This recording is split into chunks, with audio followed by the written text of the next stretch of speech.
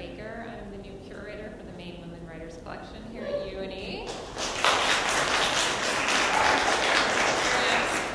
Everyone keeps saying I'm the new Kathleen, and I'm okay with that. So on behalf of the M.W and our co-host, the School of Social Work, I would like to welcome all of you to this evening's very special event.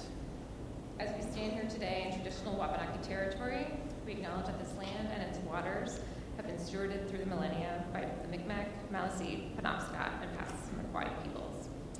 We express our respect to tribal elders and affirm that those of us who are settlers have a responsibility to listen and to devote our resources toward dismantling the structures of colonization. We are committed to this ongoing work and to amplifying rich diversity of voices in this place. This evening, we are honored to congratulate Maya Williams for their designation as Portland's new Poet Laureate.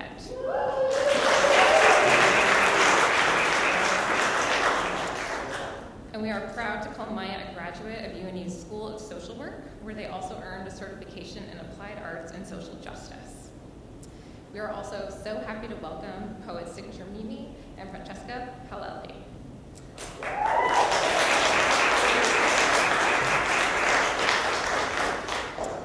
The Maine Women Writers Collection, founded in 1959, is an archive within the library here at UNE. We work to preserve, celebrate, and make available the writing and creative work of those identifying as female, femme, trans-feminine, and non-binary. We'd like to take a moment tonight to thank those who made this event possible, including UNE Facilities and Housekeeping, Parker's Dining, and the Office of Communications, especially Philip Shelley and Maureen Miller.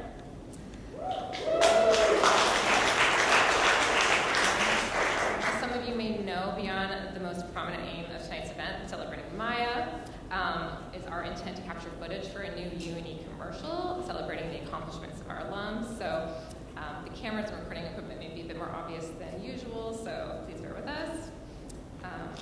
We'd like people to feel free to wear masks if they wish, and per university regulations, we ask that all who are unvaccinated to be sure to please mask up. I'll also take this opportunity to remind everyone to silence all phones and electronic devices. And if people are comfortable moving forward, we have a few seats in the front. You guys are welcome to do that. This would be a good time. And now it's my pleasure to introduce Francesca Paolelli, a 2021 graduate of UNE's School of Social Work, who will serve as tonight's MC.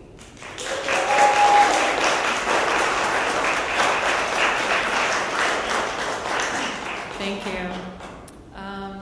So I'm very proud of everyone for wearing bottoms today. I know we've been on Zoom for a long time, so we're all here fully clothed in public. What? It's so weird. So I just want to thank you all for coming here today. It's great to be in a community again and to see all of your faces. So our first poet is Signature MiMi. Signature MiMi is a poetic being, creative expressionista, and nomadic sorcerer. Born in the Philippines and raised in the U.S., MiMi writes and draws upon her experiences being a multi-ethnic child of the AAPI diaspora. Shah creates with words, sounds, visuals, space, earth, and technology to share stories of survival, decolonization, alignment, and balance. An energetic explorer ready for their next adventure, MiMi regularly hosts and co-creates gatherings that invite participants to reflect and to express themselves authentically. One half of the eclectic duo Signature Soul, MiMi and partner Marco Solo, are dedicated to raising the collective consciousness one soul at a time through the power of creative expression, the art of collaboration. Currently cultivating creative juices and justice in the Northeast, MiMi uses her voice and gifts to empower others, especially youth. To connect, please visit www.signaturesoul.love. Here's Signature MiMi. It's so lovely to see your beautiful faces. Can I get some smiles? Yes, that's what I missed during all of this pandemic. People's smiles. It's so lovely to be here with you all. Happy to share space and time. Grateful to be welcoming my ancestors into this space, and also grateful to be welcoming your ancestors into this space. Just want to share gratitude for the people who have been cultivating this land a lot longer than we've known this land existed. Just wanted to take a moment of silence for that.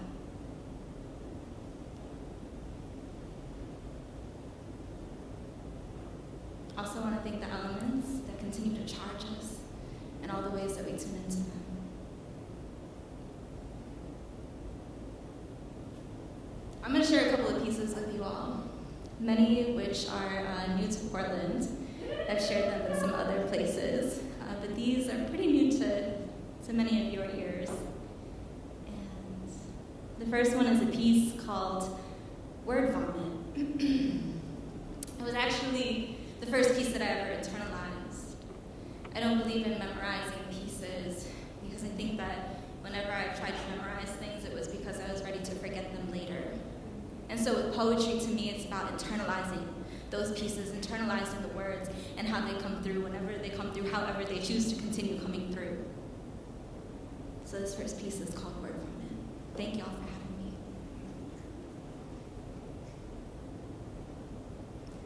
Can't breathe. Choking on every word I want to say. Mind is running faster with every breath I try to take.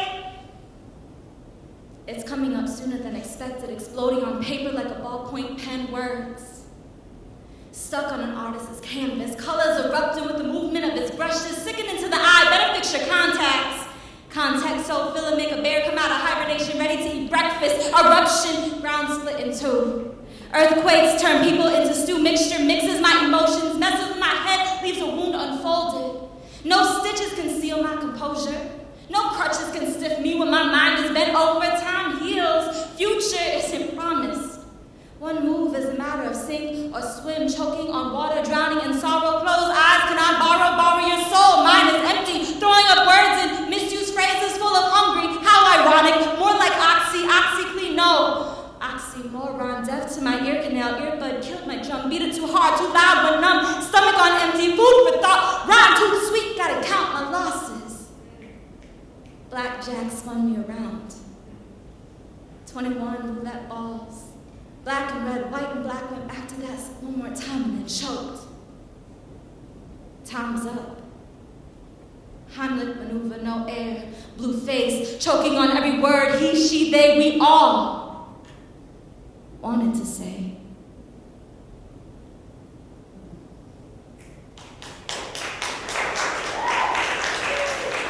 I think sometimes it's a gamble to speak our truths.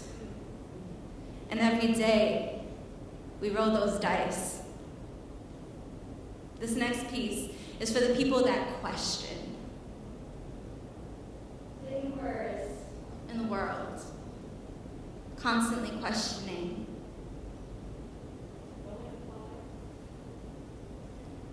I question too. Sometimes I question myself. Not because I doubt myself. More so because I'm in disbelief that I have the power within myself to be myself. Sometimes I question myself. I question the toughness of my skin, the tenderness of my heart, and the tightness of my mind. I question this journey ahead of me, and the moment and the mission that has brought me to this moment and mission with newfound space and infinite meaning. Sometimes I question the capacity of my lungs to breathe in this life. Sometimes I question the waters that make up the majority of my mass. Sometimes I question the fire in my phoenix rising from the ashes and the dust. And sometimes I question my ability to stay grounded as the universe pulls me back into itself, only to release me whole, to remind me that I'm here, not just to question, but perhaps to answer. Wow.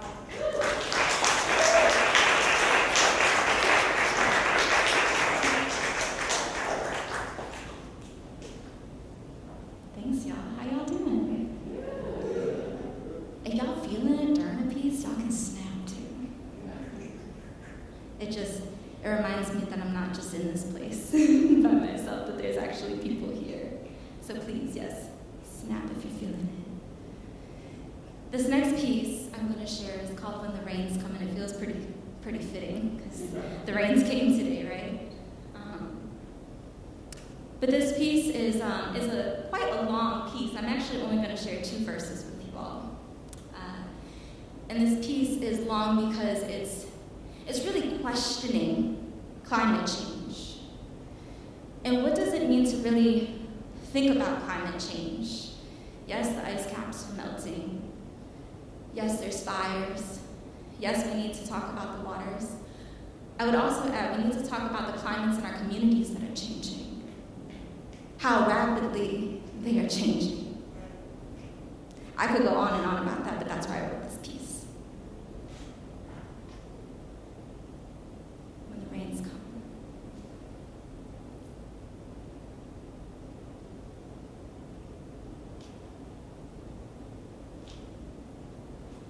When the rains come, the rains come. When the rains come, the rains come.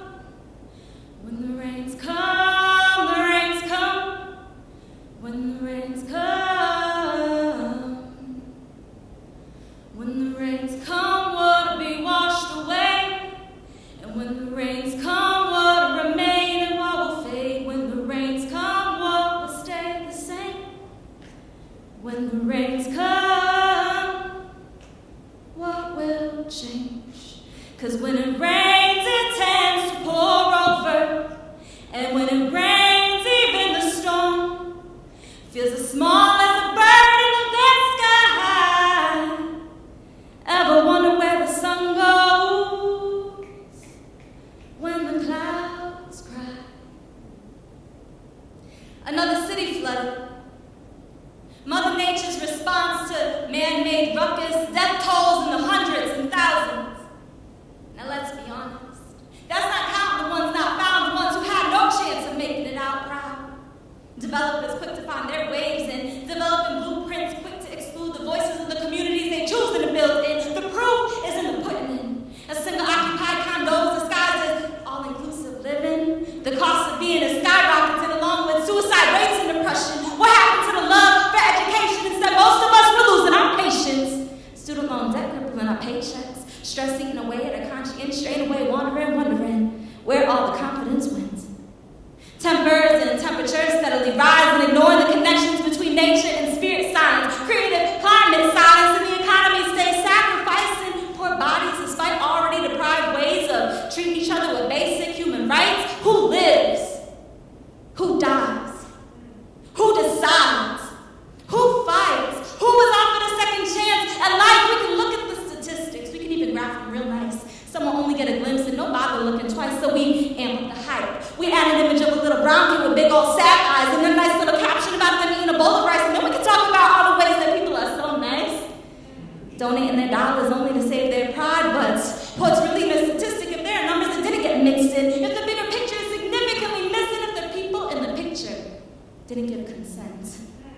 What messages are being sent when we forget to honor the distance that still exists within the margins? Imagine being a mixed kid. Seeing the world a little different, wondering what the difference really is amidst all kinds of ways of living, juxtaposition, position, and multiple dispositions, frictions in the ways we thought we should be thinking, questioning the motives in which we were raised in, bathed in, energy then absorbed, sense of playpen, attempting to see this world through a new set of lenses. God is contemplating the power of our senses, sensing there's a deeper purpose to this madness because money can and will buy happiness if we let it, but just as fast as it comes, it can disappear in an instant. When it doesn't come back, what will we be left with? Who will be around to witness the magic of our presence? Who will choose to remember us when we are breathless? Some live with more and some live with less. Poor is a state of being more than just the context. How dare one say some are more worthy of being blessed? Stand-alone complex got the people feeling vexed. But when the rains come, what'll be washed away? And when the rains come, what'll remain and what will fade? When the rains come, what will stay the same? When the rains come, what will change? There's so much more to the story. I can't forget to mention these billion-dollar industries got us believing in the make-believe. Too focused on controlling the violence, supplying the fuel for the riots, administering doses, keeping the people quiet. Will we rise up together? Will we suffer alone in silence? Will we shed light on the shadows that have been keeping us frightened? Out of sight, out of mind, won't keep the chest from tightening. The time is ticking.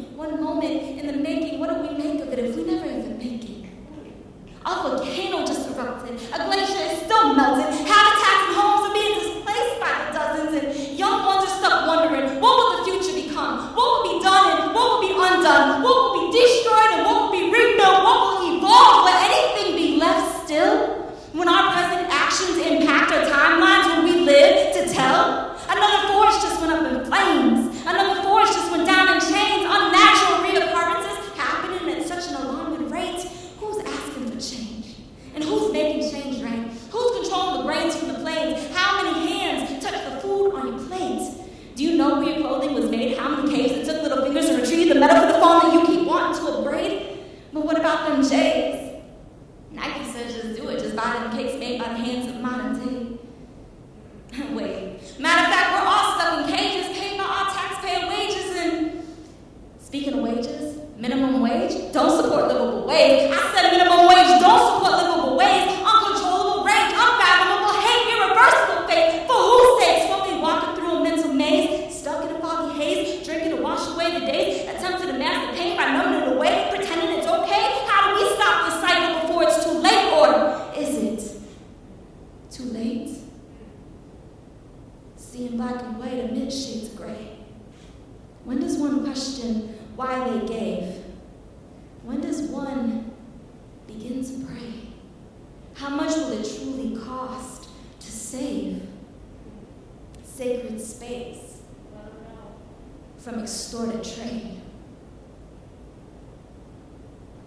Because when the rains come, what'll be washed away? And when the rains come, what'll remain and what will fade? And when the rains come, what will stay the same? And when the rains come, what?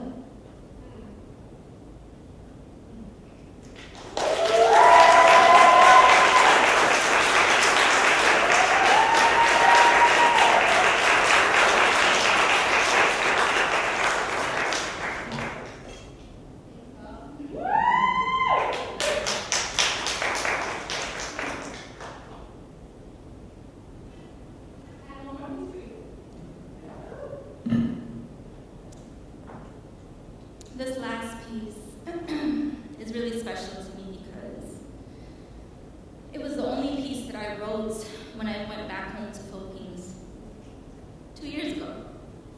And, 3 years ago, I think now. Wow, it's been 3 years. Whew. It's called To Swallow. I think about home often when I think about climate change. And that's because my home has been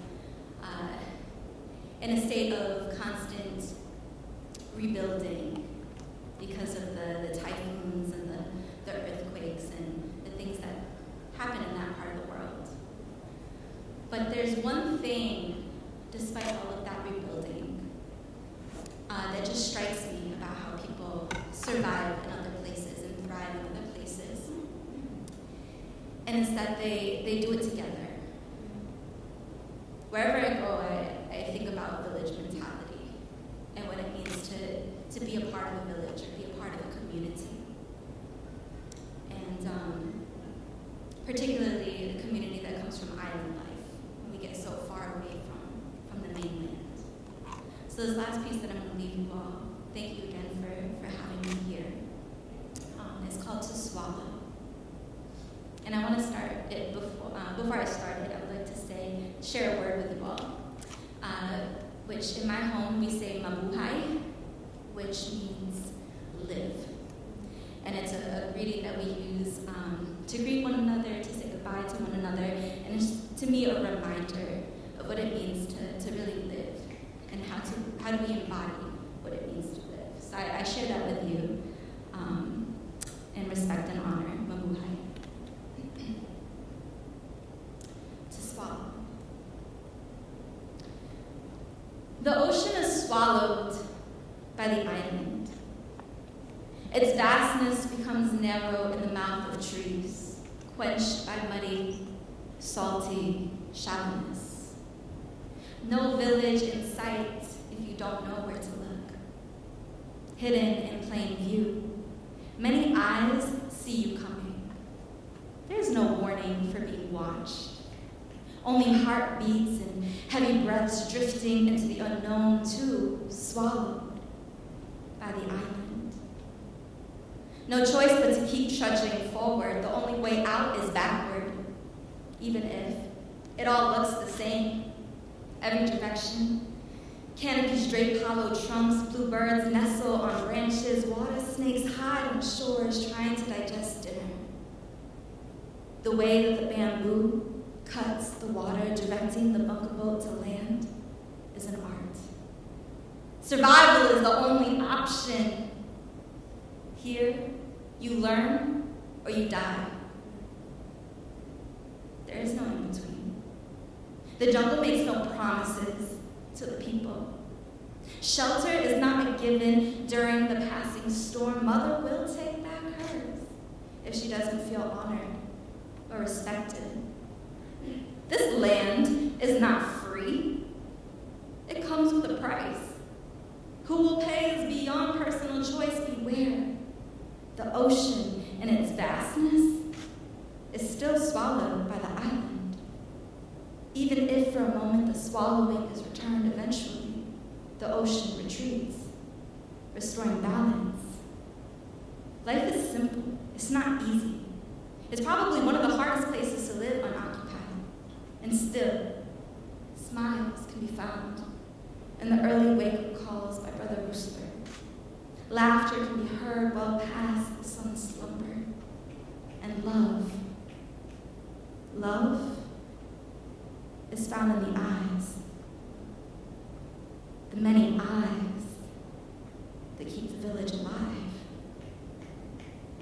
Perhaps getting here is only part of the journey. The gift of being here, a treasure swallowed whole by memories of the mind and the heart.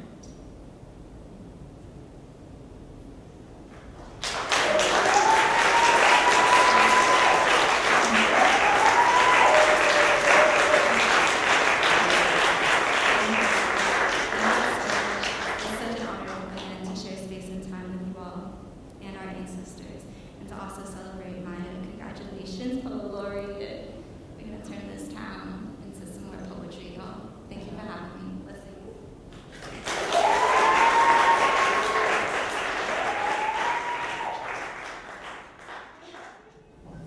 Thank you so much, Signature MiMi. That was the type of work you can feel in your body and in your nervous system. We could all take a deep breath together. And more snaps for Signature MiMi.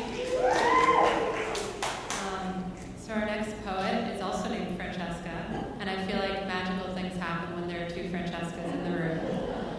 So Francesca Paolelli is a Portland-based poet, originally from Queens, New York. Her work focuses on themes of addiction, mental health, and healing. Francesca has found an outlet in performance poetry, particularly in the slam genre. She's competed and taken first place at the Edna St. Vincent Millay Slam in Rockland, Maine, the Lizard Lounge in Cambridge, Mass., and the Nuyorican Poets Cafe in New York City. Here she is, Francesca Paolelli.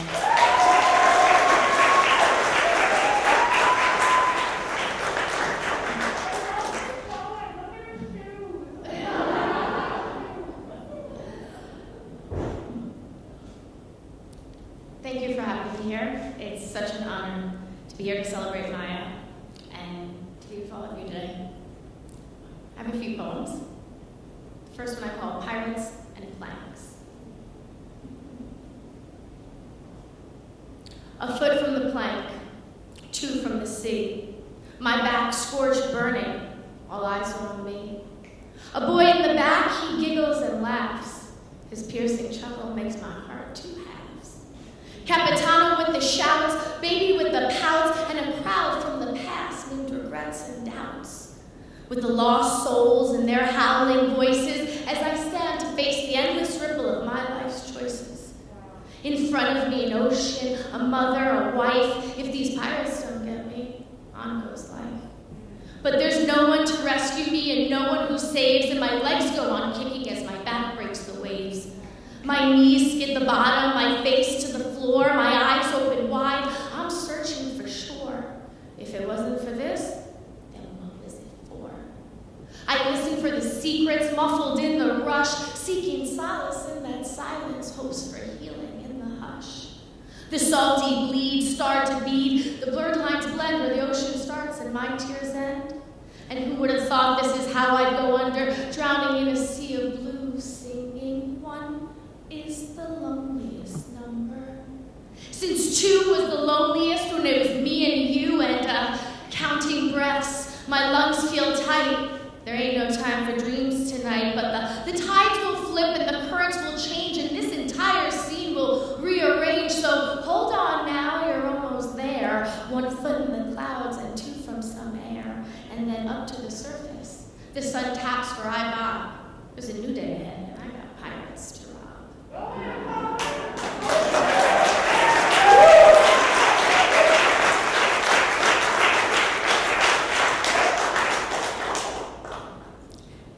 As my tongue spits out words, I hear them rhyme. I'm not here for a long time. I'm just here for a good line. Dice and dollars, men with white collars. One's got an ace up in his sleeve. And breaking the rule from my own personal school. This is a party I just can't leave. Lady smiles, dressed to the nines, dancing fast in buying time. Lashes so lovely that she can't blink, and hair so light that she can't think. Knowledge is power and confidence exudes, and as the party ends, Susie pops some lewds. She turns to a man, dealing a hand, and says, "Hey, baby, how about you?" But he just winks before he thinks and says, "I still don't have a clue. Where I'm going, what I need, how long I'll play before I cease. Susie Q, I love you, but you're troubled and washed up." And Susie cries, because he's not telling lies. She drank from the devil's cup. She holds her head, heavy like lead, and sings a little tune. She opens her arms, begging for charms from them boys that she makes swoon. You see, I'm not here for a long time. I'm just here for a good time, or until my pass expires. At least I had some fun with the bastards and the liars. But the lights are slowly dimming, and this hand ain't one I'm winning. I'll be going on my way. I had myself a great time, though I never planned to stay.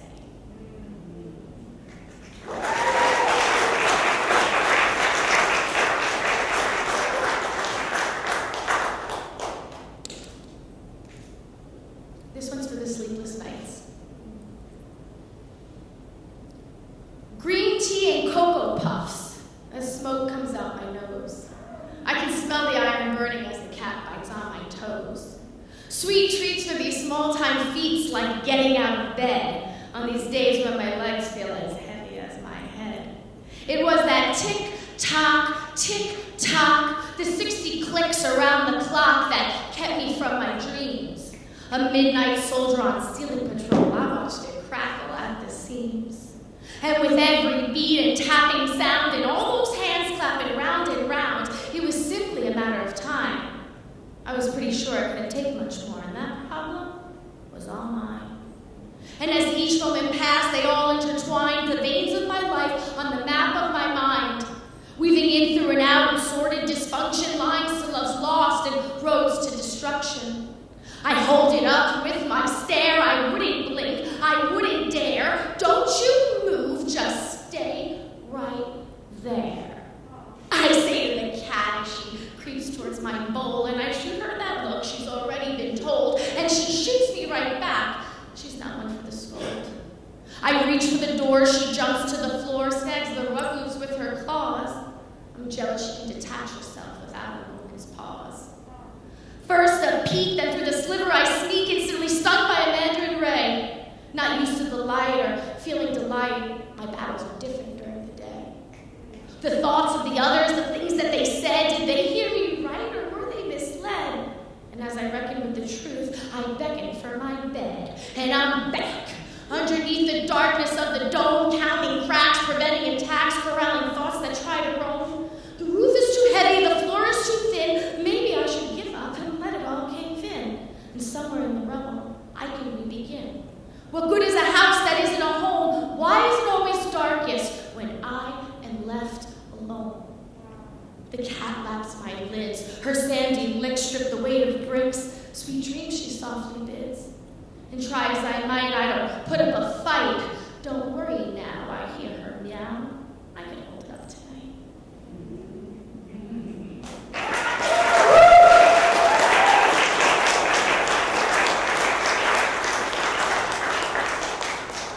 Edges spiked, razored, rough.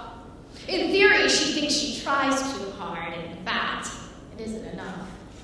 The tainted chips on her red polished tips screamed, I tried sexy, but not tonight and not for you. You weren't worth the wait for a fresh coat of paint. She had better things to do. You see, being good, it's good for nothing. This karma's been a lifetime coming.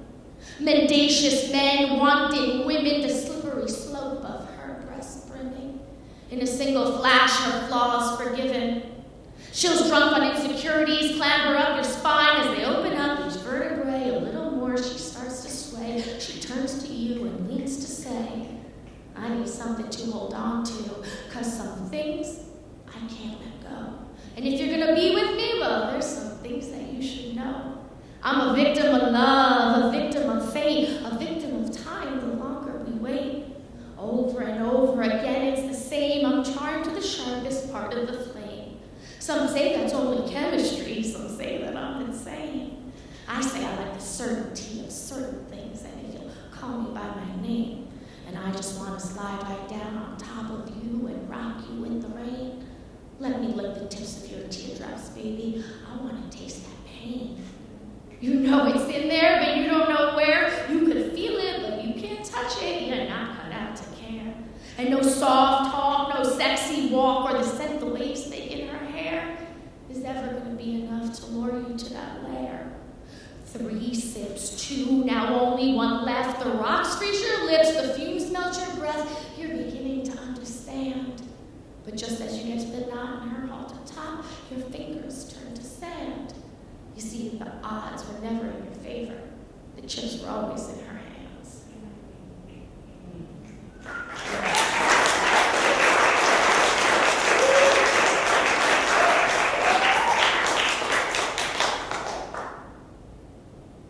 Like drill bits blasting through my head, I check my pulse. Another day, not dead. Parched in the desert of my bed, I struggle to recall the last things it said. I close my eyes and they flutter back, jogging through my memory on a night as dark as black. Angels and strangers flash across the stage's screen, and one by one they file in and start recreating each scene. They guide me through a city tucked behind the trees, hidden by the leaves, tapping needles with their teeth as their hands roll up their sleeves. And I'm waiting at the gate, kicking up my heels, but suddenly everything all at once starts giving me the feels. Standing on my tippy toes, it grabs me by the waist. It pulls me in, it holds me close enough for me to taste. It reaches in the underbelly, snatches with the fist, and rips him out by the neck until not a single fear exists. Who are you? What is this? I have never known such bliss. The tender tremble as it whispers in my ear, penetrating, enunciating, so clear for me to hear. I am him, I am her, I am they, I am them, I am then, I am now, I am once, and I'm again. I'm that thing that takes in everything that you've ever heard. I'm the reason, baby girl, you can remember every single word. I've knelt, I've begged, I've pleaded for your mercy, and in my times of desperate need, I prayed you won't desert me. But it's only here in front of you, I see you would never hurt me. Curtains calling, but this isn't the end. We still got that lifetime for us to make amends. But for now, I suggest you go back down and you try it once again. Like drill bits blasting through my head, I check my pulse. Another day, not dead.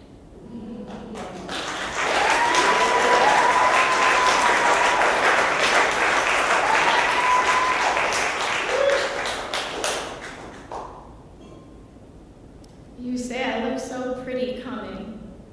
Then why are you always going? It's not that wasted time I seem to mind, it's the beast of just not knowing. 'Cause your last kiss, it was as sweet as your first. Lips on fire, drenched in thirst. Show me, baby, show me. Let me kiss it where it hurts. You can't reach it, it goes down too deep, guarded by my demons and the secrets I keep. Past tunnels of past lovers who walk the halls before you, battered, broken, warning what's in store for you. Yelling, go home now, there's no sense in trying. She's calloused and jaded, and it ain't worth dying. Forget you knew her, forget her touch, forget her whisper, I love you so much. She'll claim she longs for a love that lasts and that lingers, but you give her the world and watch it slip through her fingers. They're bird-like and greasy. She'll tell you love it ain't easy. She'll beg you not to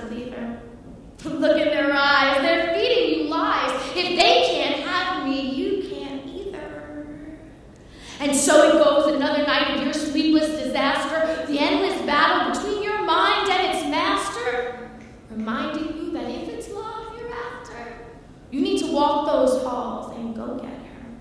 Treacherous and tight and void of the light, that coaxing coo assuring you it's all gonna be all right. I'll show you mine if you show me yours, and we'll beat down that pain our hearts have endured. So come with me. Feel my touch. Come with me. I love you so much. Come with me. Love it ain't easy. Come with me. Just please don't leave me.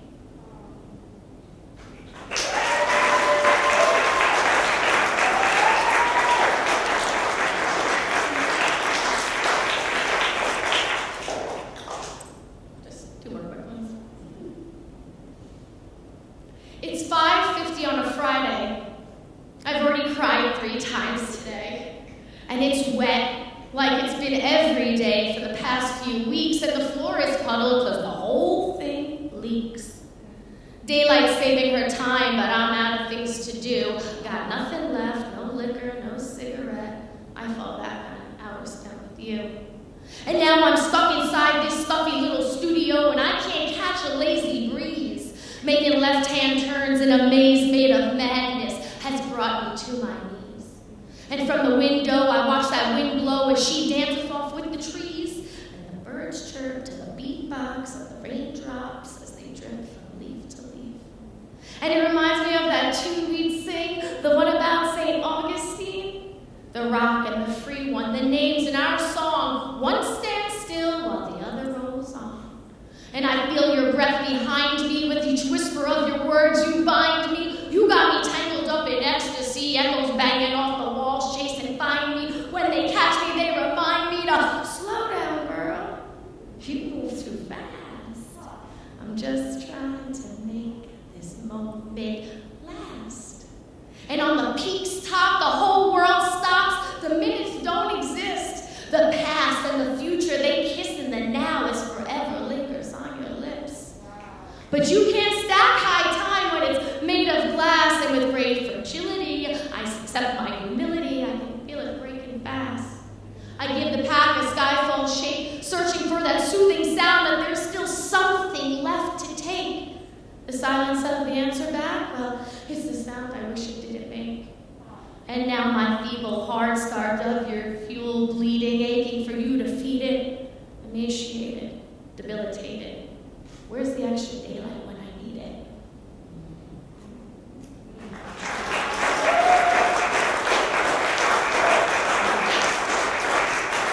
It's my last one. Thanks again for having me. Congratulations again to Maya and for everyone who put this on. It's great to be here. High times are rambling, on and on. It's been some time since we turned on. Elevated heartbeats jumping through the air. I challenge yours how high it goes when its ceiling isn't there. It's like we're free to dream, but we're stuck in this scheme of cosmic interactions. Broken pieces of broke down people. We're all just partial fractions. Would you catch a star or be one if he could hear our voice? Would you stay up here and fly with me if you had the choice? You see, forever isn't sure, so if you should want some more, we can still go higher. Always searching for that unknown, always chasing a desire. But it's sometime in the night, and our fear has found its flight, and we start winding down and down. Stopping somewhere in the middle, but the middle's not our town. The lights below suggest a change of path that warns us of the aftermath, when something's loved and all things done, and our pain's bestowed on everyone. Vices and greed help some men succeed, but for others, they do not. And now closer to the bottom, we find out where we're at. We're plunging through the darkness of a black and dismal hole, flashes of the things that were and glimpses of our souls, the secrets, the lies, the alibis, the stories left untold. And then the ride is over. Nothing else to see, nothing else to know, nowhere else to go, and nothing you can take with you except these high times low. Wow. Thank you.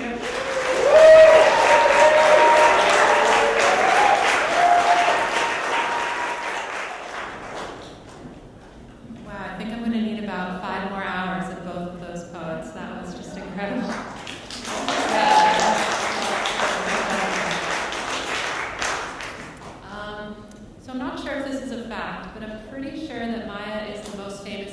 graduate ever. I don't know, or they will be.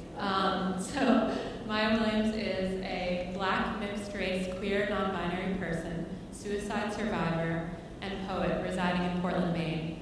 Maya has published poetry in Glitter Mob, Oculus, the Portland Press Herald, Homology Lit, Freeze Ray, Black Table Arts, and more. Maya is currently the 7th Poet Laureate of Portland, Maine. You can see Maya as one of the 3 selected artists of color to represent Maine in the Kennedy Center's Arts Across America series. Follow M at our website, MayaWilliamsPoet.com. Here's Maya.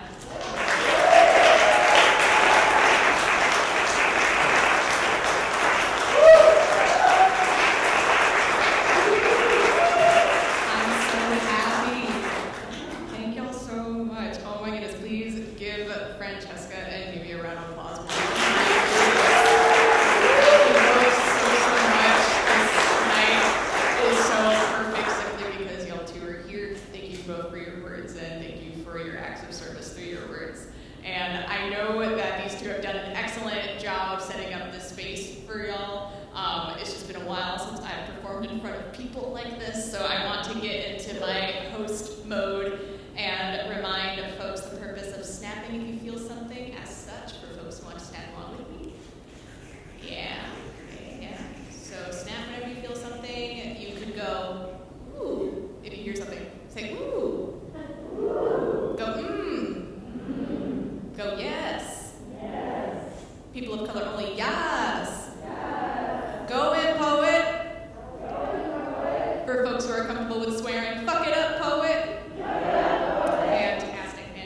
As a content warning for my work, I do touch on racism, suicide, mental health, intimate partner violence, incarceration, and religion. If those hit way too close to home to you, please take care of yourselves, go eat something, go to the restroom, go outside and enjoy the rain. It will not hurt my feelings. However, for folks who are more so uncomfortable because it's like, this is new information for me, what is this feeling so sudden and new?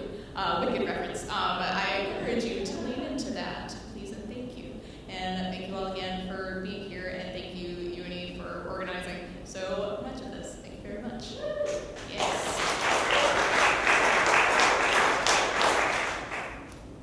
When speaking to an extraterrestrial, welcome them. Remind them not to be alarmed at this planet's changing shifts in the skies and what may come out of them. Remind them how sometimes we like the shifts and sometimes we don't. Remind them that it's a popular topic in conversation and that it will place their anxiety on hold until needing to talk about things of substance. Remind them that in order to prolong the curved anxiety, that you should tell them about yourself. Tell them how not everyone has the same hair texture as you. Tell them straight away not to touch it.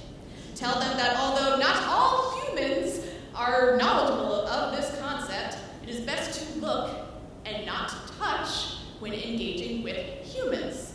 Tell them that not everyone has the same skin color as you. Tell them that even though skin color is an unpopular topic in conversation and may increase their anxiety, it is worth engaging in. Tell them that it is worth engaging in because humans will make discomforting inquiries about them too. When the human in power comes for one, the human in power is bound to come for another. Tell them that ignoring more important topics of conversation will not make them go away. Tell them that when important topics are swept under the rug, to not immediately get a broom. Tell them that too many have used vacuums. Tell them that you are speaking in metaphors because humans use this for clarification points. And then tell them what a metaphor is. With their consent, ask them for a hug. With their consent, explain what a hug is. With their consent, show them. Thank you.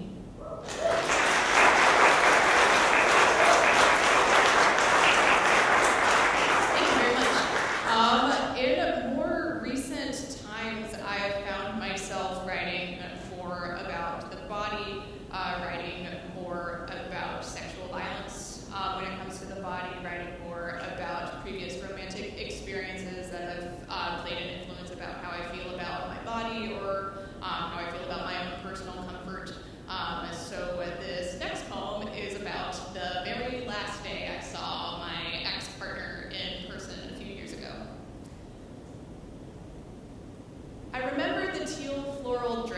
I wore because of the pictures my sister took. I don't remember what he wore or if he wore glasses in front of his squinted eyes that day or not. I remember why I invited him after our breakup. I don't remember what exactly made him come. I remember asking him to take a picture of me with one of my professors. I don't remember how many he took before demanding to speak to me. I remember my neck and my shoulders becoming stiff. I don't remember all his pouted lips muttered to me. I remember him spitting out, "Fuck you." I don't remember when my sister stomped over to us, but she told me she saw his arm blocking my way to her. I remember him scolding, "Do you even know what she did?" I don't remember if he pointed at me while doing so. I remember cheating from before. I wonder if he remembers his gaslighting and his manipulation. I remember my sister's deep furrowed eyebrows when she shouted, "Leave! Just leave!" I don't remember when he finally walked away. I remember the tension leaving my shoulders, but not my neck. I don't remember if my sister or my peers asked if I was okay. I remember my sister demanding I don't reach out to him again. I don't remember the time he called me to cry and to apologize. I remember posing next to the purple pirate mascot, smiling for my sister to take the remaining photos. I don't remember if we went to eat or went to my dorm room straight after. I remember it being a nice day out. I don't remember if it stayed that way. Thank you.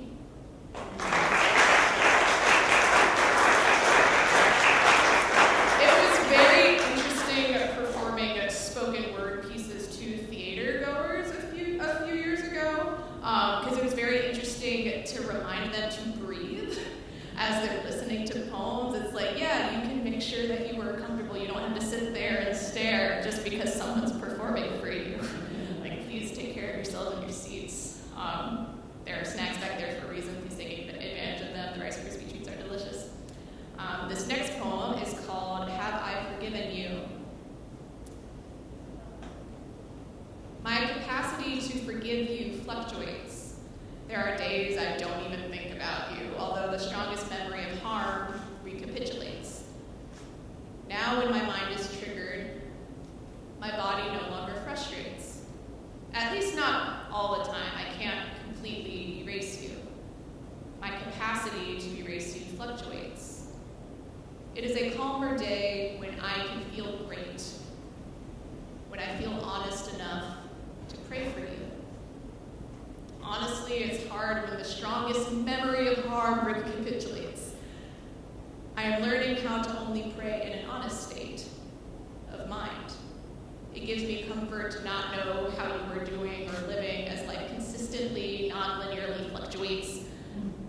I am still reconditioning how mechanized memory invalidates me while making sure to validate you.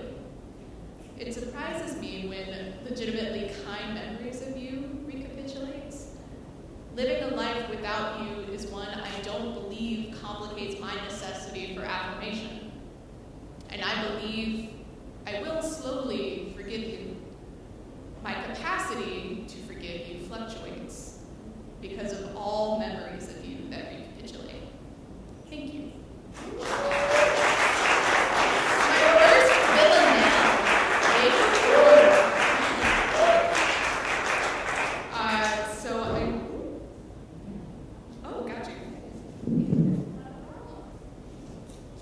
Thank you. Thank you for taking really good care of us. Thank you.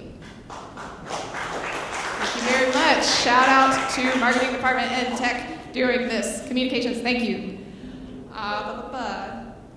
This poem, along with do I have one other poem like this, or either one or two poems like this that are in a series of poems I've been working on for the past couple of years, where I take an instance of suicide in the Bible and write either a persona poem of the person who is left behind, or I write about how an instance like that reminds me of certain phrases my family may have said, or certain phrases people generally say. And a lot of these poems came to be because of this exploration of like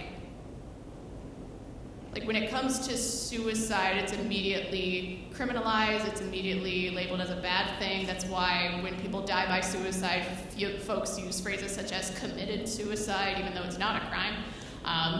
And exploring that through religious stories, especially when it comes to portrayals of it in the Bible that aren't as obvious. I'm not reading this poem tonight, but the first poem I wrote was about Judas, because it's the most obvious example of suicide in the Bible. But this one centers on a series of demon pigs, for lack of better words. And before each, I keep calling them Bible suicide poems. I write out the verse from the Bible that the poem is referring to. And this poem is called Curses, Suicide, and Just Pray About It. Oh yeah, folks felt that. It's the religious trauma coming out. Or religious-related trauma. So the unclean spirits came out and went into the pigs. Then the herd rushed down the steep slope into the lake, and about 2,000 were drowned in the lake. The book of Mark, chapter 5, verse 13. I jump off, and I hold my breath. My father asks, "Can you focus on having fun today at the lake house? There is trouble in your spirit." Bubbles rev through my nose as I sink. My father says, "You can't change the past." He never says that when I describe a positive memory to him. I want to keep myself from floating up. I try to hold it all in so the lake can swallow me. The coward in me returns for air. My dad affirms, curses can be broken. Just pray about it. I did not conjure my depression. I do not tell him that there is little to no correlation between prayer and wellness. I ask if we can go swimming again tomorrow afternoon. Thank you. Thank you so much. The next couple of poems are a series of erasure poems. For folks who were familiar during my time with UNE, I did my field placement with Maine Inside Out. They're a lovely organization that uses theater. Yes! They're a lovely organization that uses theater as a way to engage with incarcerated and formerly incarcerated youth. And they also work in collaboration with Maine Youth Justice, which is a campaign that is working towards closing Long Creek. And the next two poems are erasure poems. Yes, thank you. This first erasure poem is of a job opening at Long Creek Youth Development Center on Indeed. And what really irritated me about this, is that they placed a job description of a correctional officer under youth work. Job description. Employee enforces rules. This classification is distinguished from a primary focus of rehabilitation of youth. Knowledge, skills, and abilities required to perform the job successfully. Control detainees. Knowledge of security practices. Effectively prepare to exercise judgment. Ability to order and control. Ability to provide a negative and hostile environment. Thank you.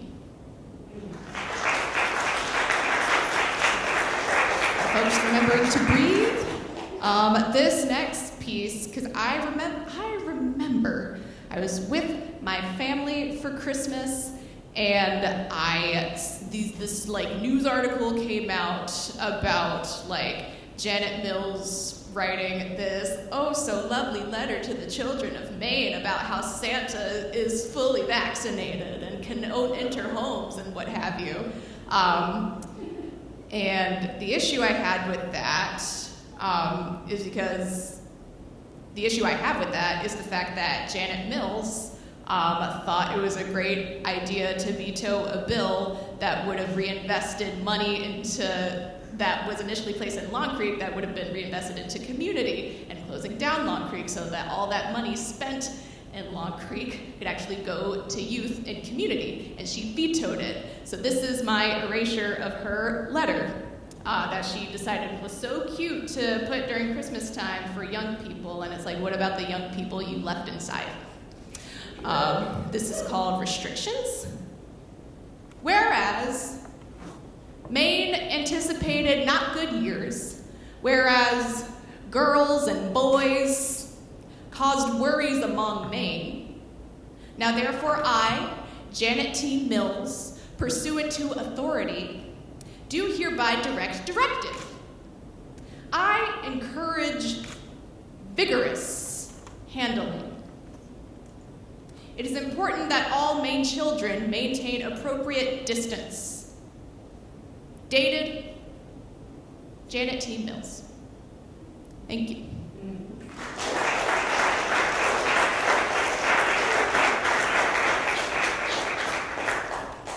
This next poem I have not read aloud in quite some time, and I'm really glad I found it because it's actually a gem. This is like 2 years old, and it's called Convince Us to Stay.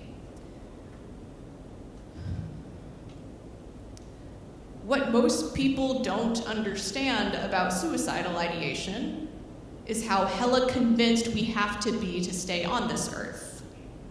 Some days even want to stay. It's not enough to tell us we'll burden someone if we leave, as often as we think of how we'll burden someone if we stay. Ideation is the double-edged sword we never asked for. Then again, we never asked to be alive either. Ideation is the pendulum that swings from one alternate universe of darkness to another. Do better at convincing us of an alternate universe of light that exists out here, with less cliches this time, with more cliches we can be proud of, with more natural prayers, with less prayers at all. Do better at convincing us of a better future ahead without the pressure of having to fucking think of one. Do better at convincing us of possibilities without providing us fucking barriers in the same breath. Hear us. Commend us for our survival without us having to experience the threat of a disappearance in the first place. Need us. No, I mean, really, need us. Not because it'll make you feel better, but it'll make all of us feel better.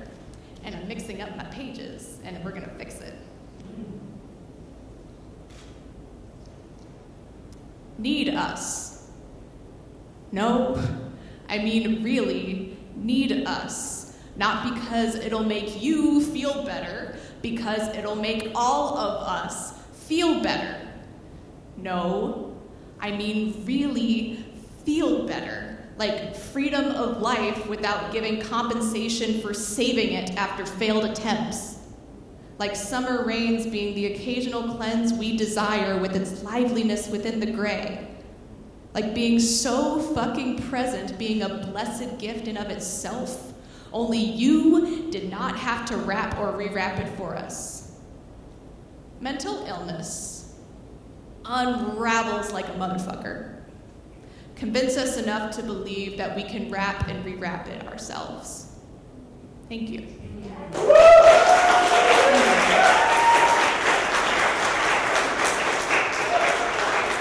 Are folks still breathing? Folks all situated and stuff? folks taking care of themselves, learning stuff.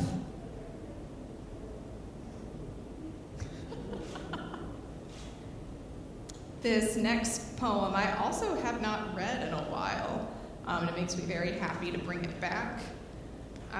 So for context, excoriation disorder is one of the BFRBs, or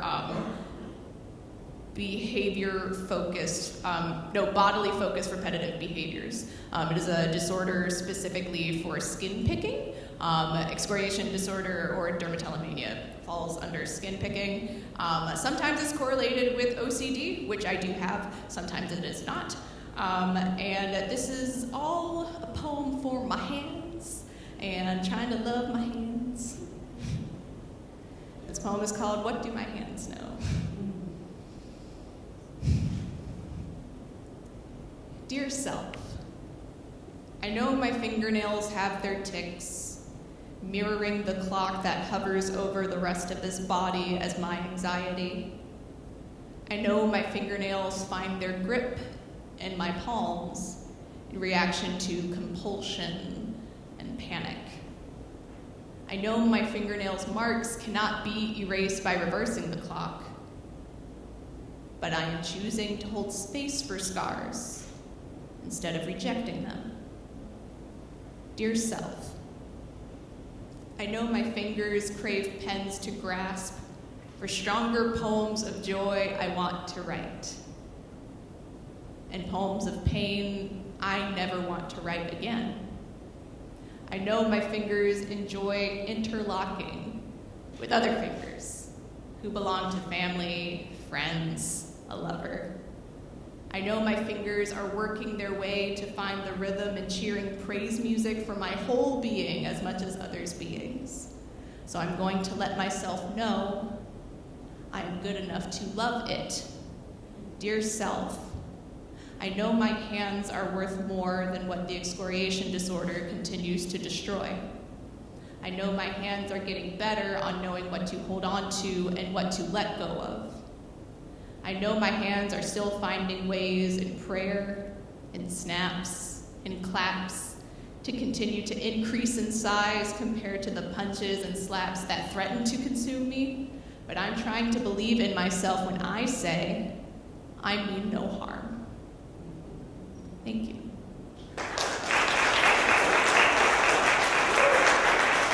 Thank you all very much. I have 2 more poems and then I need to pee. Oh, you laugh, I'm serious. Anxiety peas are real. This next poem is one of the poems I submitted to Littoral Books anthology Enough. And a whole assortment of great writers are in there as well, such as Sama Abdurraqib, Arisa White, and so much more. This poem is called To the Black and Brown Femme with Earbuds in Their Ears, and it's after the poets Olivia Gatwood and Jennifer Javon. I want to write a poem to every black and brown femme with earbuds in their ears, slowly strolling or quickly pacing on Congress Street every morning to catch a bus, catch an appointment, catch someone who had the nerve to try them. I want to write a poem to every black and brown femme with earbuds in their ears, hands in pockets for warmth, only making eye contact with fellow black and brown people before their separate turns at their respective intersections. I want to write a poem to every black and brown femme with earbuds in their ears, listening to songs or podcasts they feel they can never play at home or work. Or they do play them at both places and need repetition in their steps downtown. I want to write a poem to every black and brown femme with earbuds in their ears, turning the volume up to block out the pro-lifers, the catcallers, the dead-namers, the misgenderers, the well-meaning white strifers. I want to write a poem to every black and brown femme with earbuds in their ears, because all day in our shoes is a struggle for us. All day, trying to stay alive is a struggle for us. And we still wake up to walk up and down, or run up or run down Congress Street anyway. Thank you.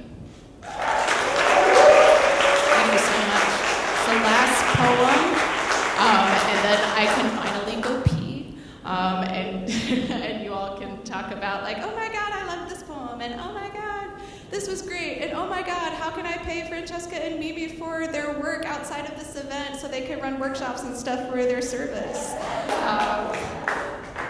How can I invite them to some social work classes so that they can present stuff? Also, y'all should talk to Lori Power. She runs a great Applied Arts and Social Justice certificate program. This last poem is entitled Paul's Externalized Response to His Jailor's Attempted Suicide. And yes, the word suicide is in it, but I promise this is actually a very happy suicide poem. When the jailer woke up and saw the doors of the prison standing open, he drew his sword and was about to kill himself because he assumed the prisoners had escaped. The book of Acts, chapter 16, verse 27. Hey, look at me, man. I can't stop you from what you want to do or whatever thoughts are emerging in your head. What I can tell you is that it's not your fault. You don't have to be trapped here anymore. Hey, look at me, man. There is a light in these cavernous tunnels of ours. Fuck the end of it. Because there's no end for us to get to. Hey, look at me, man. How about we try living? Thank you all very much.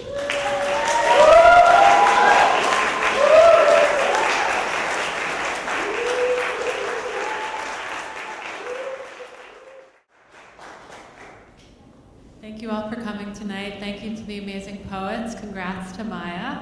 That's our night. Grab some snacks, mingle, pay people, everything Maya said.